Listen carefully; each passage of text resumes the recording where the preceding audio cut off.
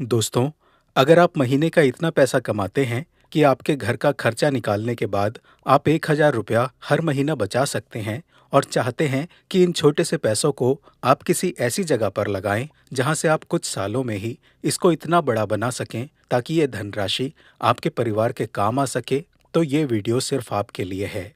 इसमें हम जानेंगे कि सिर्फ 1,000 रुपये जमा करके किस तरह आप सिर्फ कुछ सालों में ही लगभग 42 लाख रुपए का फंड बना सकते हो। इन पैसों को आप चाहें तो अपने बच्चों की पढ़ाई में, उनकी शादी में या किसी और जरूरी काम में इस्तेमाल कर सकते हैं। तो ये कैसे पॉसिबल है, चलिए जानते हैं।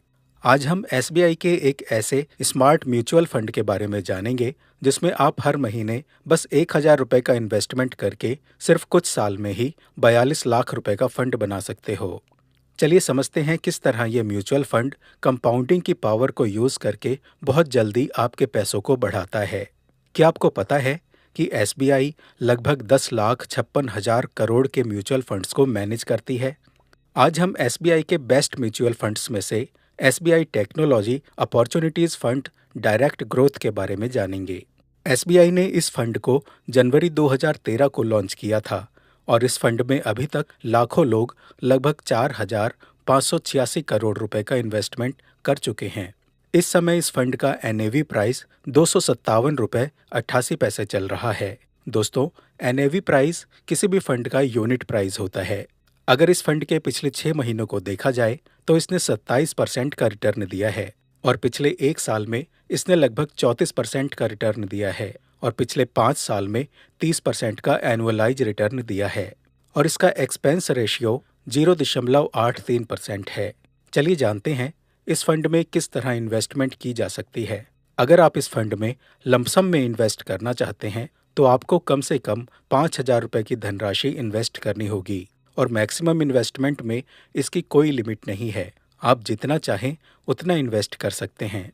और अगर आप इस फंड में एसआईपी करना चाहते हैं तो आपको मिनिमम 500 रुपये से इन्वेस्टमेंट करनी होगी और मैक्सिमम इन्वेस्टमेंट के लिए इसकी भी कोई लिमिट नहीं है। आप जितना चाहें इसमें इन्वेस्ट कर सकते हो। अगर कोई इमरजेंसी सिचुएशन आती है तो आप इस फंड से कभी भी अपने पैसों को निकाल सकते हैं और उसे यूज कर सकते हैं। लेकिन इसकी कुछ शर्तें हैं। अगर आप इस फंड से एक साल से पहले पैसे निकालते हैं तो आपको 1% का एग्जिट चार्ज देना होगा। दोस्तों, हम किस तरह एक अच्छा प्लान बनाकर इस फंड से ज़्यादा रिटर्न बना सकते हैं, चलिए जानते हैं। हमारे इंडिया का इन्फ्लेशन रेट लगभग 6 से 7% सालाना का है, जिसकी वजह से पैसों की वैल्यू गिर रही है और सभी सामान महंगा होता जा रहा है। तो ऐसे में हम क्या करें जिससे ज़्यादा पैसा बनाया जा सके? तो अगर आप अपनी इन्वेस्टमेंट में 10% की एडिशनल इन्वेस्टमेंट करते हो तो आप इन्फ्लेशन से बच सकते हो। मतलब अगर आप 1,000 रुपये का इन्वेस्टमेंट कर रहे हैं तो आपको इसे हर साल 10% बढ़ाना होगा। जैसे पहले साल आप 1,000 रुपये हर महीने इन्वेस्ट करोगे और दूसरे साल इसको 10% बढ़ाकर 1,100 रुपये हर महीने इन्वेस्ट करो। इसी तरह तीसरे साल इसमें 10% और ऐड करके 1,210 रुपये हर महीने इन्वेस्ट करोगे तो आप इन्फ्लेशन से बच सकते हैं। तो आप कितने समय तक इन्वेस्ट करके कितना रिटर्न ले सकते हैं, चलिए जानते हैं। तो अगर हम इस फंड के पास्ट परफॉर्मेंस को देखें तो इस फंड ने 27 से लेकर 34% का रिटर्न दिया है। उसके हिसाब से हम इसका रिटर्न 19% सालाना मानते हैं। तो अगर इस हिसाब से आप 1,000 रुपये 3 साल तक इन्वेस्ट करते हो तो आपकी टोटल इन्वेस्टमेंट होती है 36,000 रुपये। तो इसमें 19% सालाना रिटर्न के हिसाब से टोटल फंड की वैल्यू हो जाती है 48,785 रुपये। और अगर इसी इन्वेस्टमेंट में आप सालाना 10% की स्टेप अप एसआईपी बढ़ाते हैं तो 3 साल में आपकी टोटल इन्वेस्टमेंट होगी 43,273 रुपये और इसमें 19% सालाना रिटर्न जोड़कर इसकी टोटल वैल्यू होती है 53,187 रुपये। लेकिन अगर आप इस स्टेज पर इन्हीं पैसों को और बड़ा बनाना चाहते हो तो आपको कुछ समय और देना पड़ेगा। तो अगर आप इन 53,187 रुपयों को, जो आपकी 3 साल की टोटल वैल्यू थी, अगर इसको इसी फंड में 25 साल के लिए लमसम में होल्ड करके छोड़ देते हो तो 25 साल बाद आपके इन पैसों की वैल्यू हो जाएगी 41,16,039 रुपये। तो इस तरह आपको सिर्फ 3 साल इन्वेस्ट करना होगा, लेकिन उस 3 साल की इन्वेस्टमेंट को अगर आप टाइम देते हैं तो इस तरह आप उससे अच्छा रिटर्न ले सकते हो।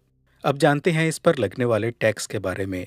आपने जितना पैसा इन्वेस्ट किया और उस पर जो रिटर्न मिलेगा, तो जो भी प्रॉफिट 1,25,000 से ऊपर होगा, उस पर long term capital gain tax होगा 12.5% और short term capital gain tax लगेगा 20% का। तो दोस्तों, आपको ये म्यूचुअल फंड कैसा लगा? आप कमेंट बॉक्स में बता सकते हैं। ये वीडियो केवल एजुकेशन पर्पस के लिए बनाया गया है, इसलिए आप किसी भी म्यूचुअल फंड में निवेश करने से पहले उसके बारे में पूरी जानकारी जरूर लें, क्योंकि म्यूचुअल फंड एक रिस्की इन्वेस्टमेंट है। इसलिए कोई भी निवेश करने से पहले अपने फाइनेंस सलाहकार से सलाह जरूर लें।